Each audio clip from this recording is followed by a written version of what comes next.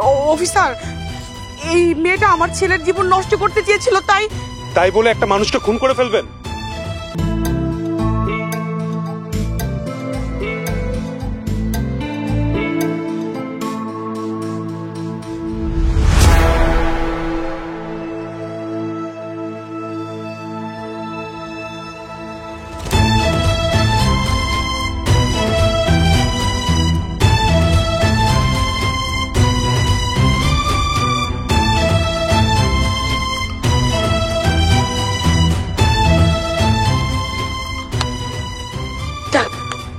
কাজটা কমপ্লিট করেছি, সবাই ঘুমিয়ে থাকবে। এখন বাসায় যে একটা রিল্যাক্সে ঘুম দেব, সকালে ঘুম থেকে উঠে একটা নাটক তৈরি করব। কি নাটক? যে মেয়েটা একটা ছেলের সাথে পালিয়ে গেছে, তারপরে আমাদের কাজ শেষ। কিন্তু মা আমার না অনেক ভয় করছে। ভয় করছে?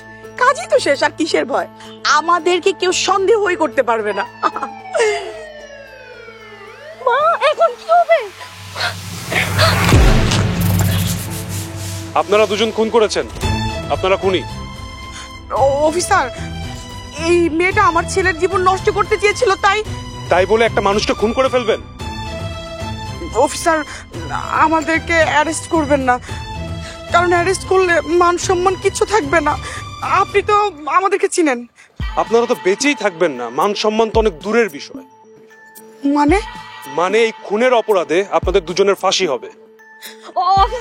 অফিসার আমি কিছু করিনি। যা করেছে আমার মা করেছে সব। আমার মা নিজের হাতে এই মেয়েকে বালিশ চাপা দিয়ে মেরে ফেলেছে। অফিসার, আমাকে ছেড়ে দেন প্লিজ, আমি কিছু করিনি। তা তো হবে না, এই খুনের সাথে আপনি ওতপ্রোতভাবে জড়িত ছিলেন। আপনাদের আমাদের সাথে যেতে হবে। এই, ওনাদের নিয়ে চলো। চলেন আমাদের সাথে, চলেন।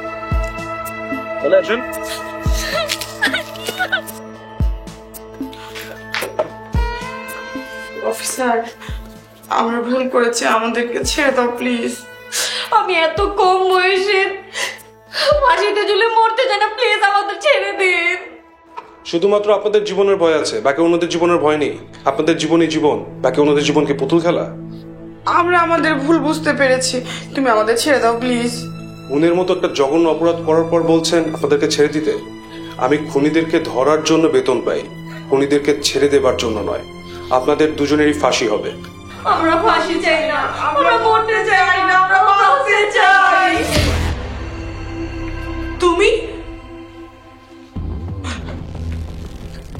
তুমি মরনি? না, ও মরেনি।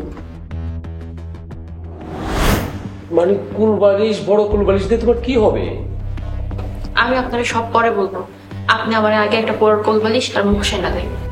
আচ্ছা ঠিক আছে, এনে দিব। আব্বা, আমার কিন্তু আজকেই লাগবে।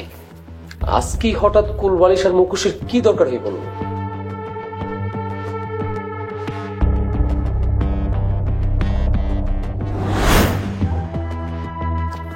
আপনি ওনাকে খুন করতে চেয়েছিলেন কেন? কারণ এই মেয়ে আমার ছেলের জীবন নষ্ট করে ফেলবে। আপনার ছেলের জীবন নষ্ট করে ফেলবে এমনটা কেন মনে হয় আপনার, বলুন তো?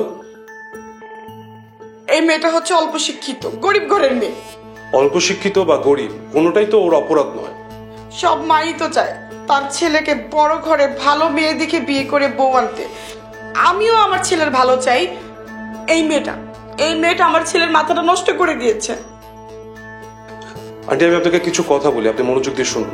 দেখুন আন্টি, ভালো খারাপ কারো গায়ে লেখা থাকে না। শিক্ষিত মেয়েরা আজকাল সংসার করতে পারছে না, আর গরিব পরিবার যারা, তারা কম খেয়ে কম করে দিব্যি সুখে আছে। এটা পুরোটাই নির্ভর করে তার চরিত্রের উপর। কেউ গরিব, কেউ ধনী, কার টাকা পয়সা কম, কার টাকা পয়সা বেশি, কেউ শহরে থাকে, কেউ গ্রামে থাকে, এসব কোনো কিছুর উপর নির্ভর করে না। আমি মনে হয় আপনাকে বোঝাতে পেরেছি।